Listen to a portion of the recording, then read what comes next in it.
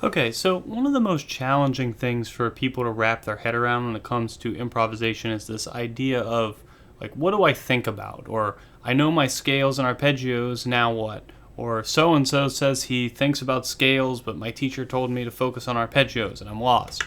And what happens to people who haven't explored this relationship is that their playing is very much, I'm playing an arpeggio, and then it's I'm playing a scale. And it's not that they don't know these things, but they haven't figured out how to look at them as complementary parts. So today I want to talk about a way to reconcile these ideas, and I'm going to share a couple thoughts that might help you reframe your approach.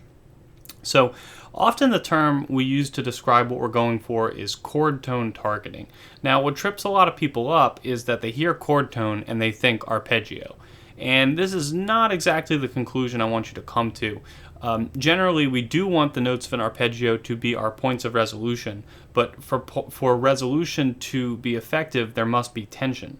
And improvising with arpeggios is like a story with no conflict. It's only the right notes. The flip side of that is that people who are told, just use this scale and play, often have problems with ambiguity. Like they're trying to land on the right notes, but they haven't developed a sense of how to create tension and release it within the scale, so it sounds kind of meandering and rambly. So I want to share an exercise that should help you if you're in either of those camps. It's a little more hands-on than just saying, target the chord tones. And this time I have homework for you at the end. So if you're new to improvising, it's totally cool. All I ask is that you understand the pentatonic scale and how to play it over major and minor chords, plus basic arpeggios such as, what are the notes in a G major chord.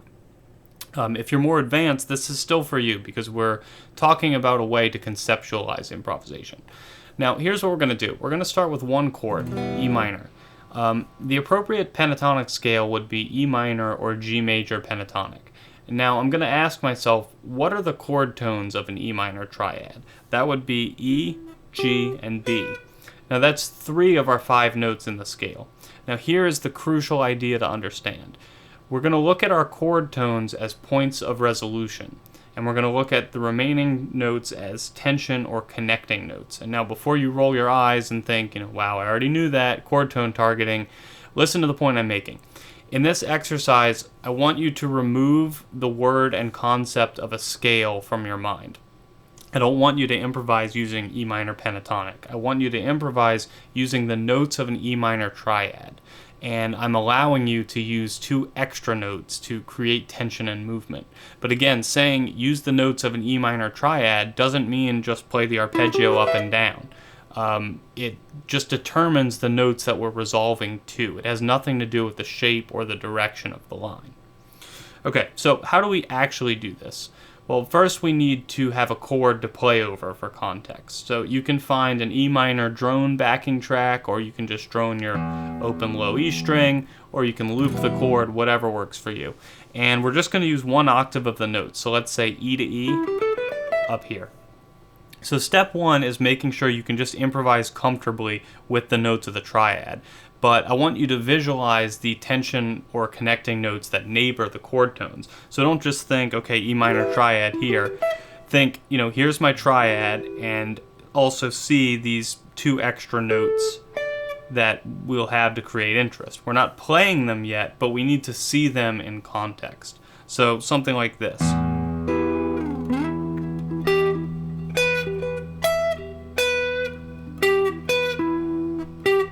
So I'm playing with just the E minor triad, but I'm always aware of this note that's here and this note that's here, and I kind of feel like I want to use those notes to give me some connection between the notes of the triad so it doesn't sound so jumpy.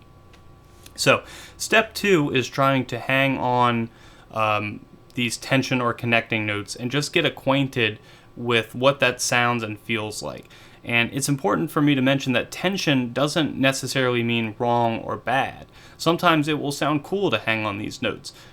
Doing so for shorter or longer feels different. So experiment with using them quickly as passing tones, or really drawing the tension out by staying longer. So becoming familiar with this is part of the improvisation process. And step 2 is essentially asking, what does it feel or sound like to hang on these notes that aren't as consonant? So if I play this and land here, you might think, that's a little uncomfortable. I want to hear that note go up or down here. Right? Makes sense? So finally, step 3 is to try to let your ear guide you in terms of the length of the tension and resolution.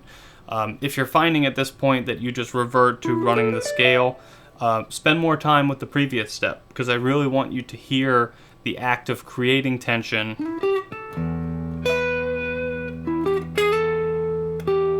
and releasing it, right? That's what makes this whole process effective. So again, another example. Something like that. After you've done that, I want you to do the same thing with a G major chord. I'm sure most of you know that E minor pentatonic and G major pentatonic are the same set of notes, so nothing changes in terms of the notes that we use. However, because the chord has changed, that means that the chord tones or resolution notes have changed. For E minor, they were E, G, and B. Now that we're on G, they are G, B, and D. So can you do the same thing here? Over E minor, A was a tension or connecting note between G and B. That still applies here, as both G and B are still chord tones. But E was a resolution note and D was a tension note over the E minor, and those roles are now reversed. So can you focus on resolving the D note and creating tension with the E note? You know, I didn't mean to do that, but anyway, work with it. Once you're comfortable there, I want you to see if you can do the same for A minor using A minor pentatonic. So what are the chord tones? What are the tension or connecting notes? Now these 3 chords form the basis of the first half of the little wing progression. E minor, G, A minor, back to E minor. And your homework for this lesson is to do the rest of it. So the chords we haven't used so far are B minor, C, D, and F. Now, which pentatonic scales are you going to use for those? Again, what are the chord tones and what are the tension notes? And finally, once you're feeling comfortable with the whole concept, I urge you to do everything in its nearest position. And what this means is that if you're using E minor pentatonic up here, when you switch to A minor pentatonic, don't go down here.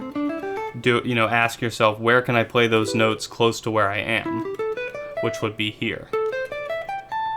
And as you get better at this, open it up beyond pentatonic to include more note choices, but still keeping the process the same. And again, remember that this goes hand in hand with all the licks you know. These concepts are not contradictory. This is just another element to working towards the goal of a well-rounded understanding of improvisation. Alrighty, get to it.